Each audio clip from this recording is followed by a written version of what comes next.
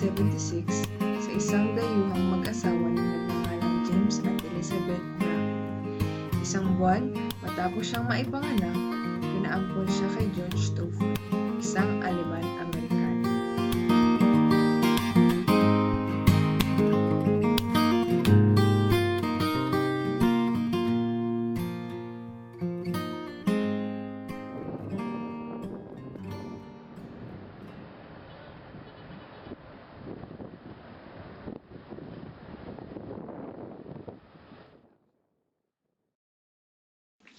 Nagsimulang mawala ng paningin si Ginoong Topher, isang kaibigan mula sa Pilipinas ang nakapagsabi na may magaling na manggagamot na naririrahan doon.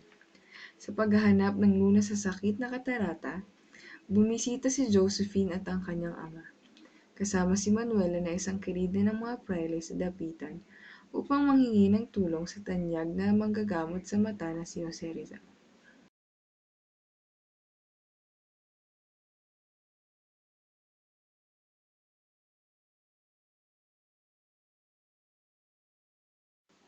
Subalit sa kasamaang palad, pagkatapos ng pagsusuri ng manggagamot, hindi na malulunasan ang katarata ng matanda.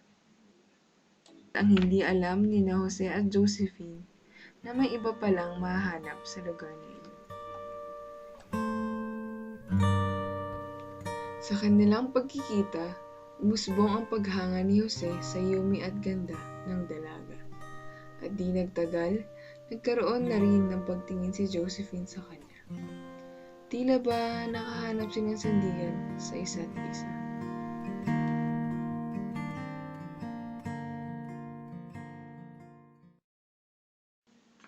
Ngunit hindi gusto ni Ginoong Topher ang kanilang naging relasyon.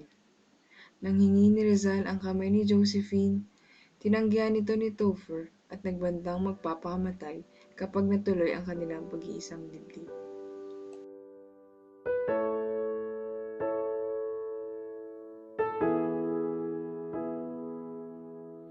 Crumpled sheets of paper with written songs for you.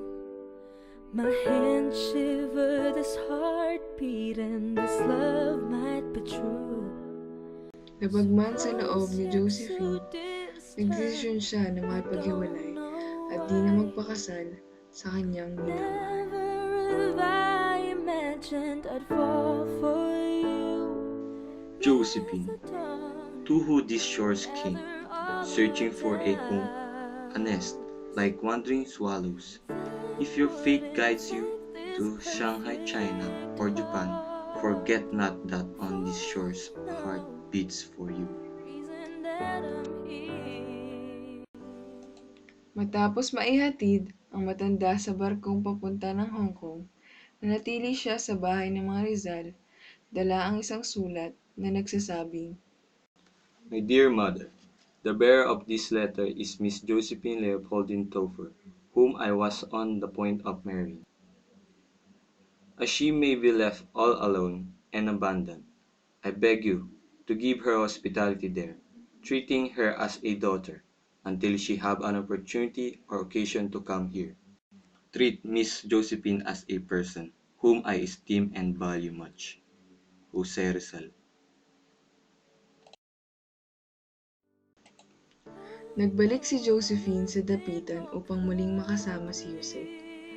Nag-uumapaw ang pag-ibig ni Jose at Josephine sa isa't isa.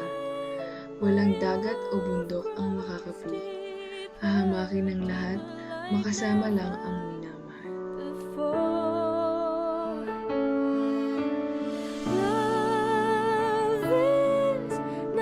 Doon ay namuhay sila ng tahimik at masaya, kapiling ang isa't isa. Di alintana ang katotohanan ng nalalapit na pangmatagalang paghihiwalay. Don't give up and feel my heart.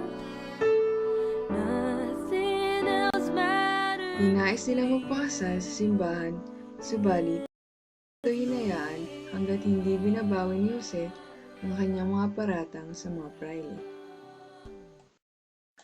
Nagbunga ang kanilang pagmamahalan ng isang sanggol na lalaki. Ngunit, Hindi na nito nasilayan ang mundo na kanilang tinitirahan. Nagkaroon ng di pagkakaunawaan ang dalawa na nagresulta sa pagkamatay ng sanggol na nasa sinapupunan ni Josephine. Pinagsisihan at ikinalungkot ng husto ni Jose ang nangyari sa sanggol na si Francisco.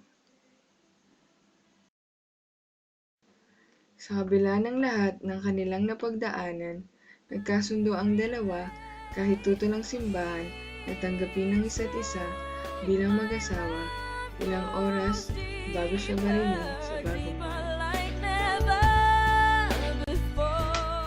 Love, I will love you ever. Love, I will leave thee never. Ever to me, precious to thee, never to part.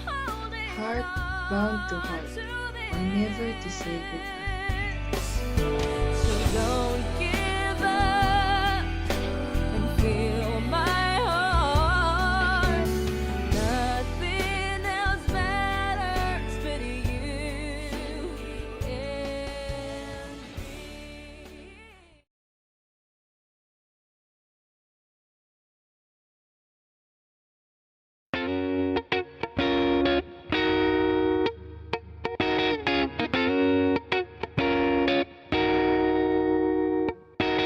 I hopped off the plane at LAX with a dream, my cardigan. Welcome to the land of fame excess. Am I gonna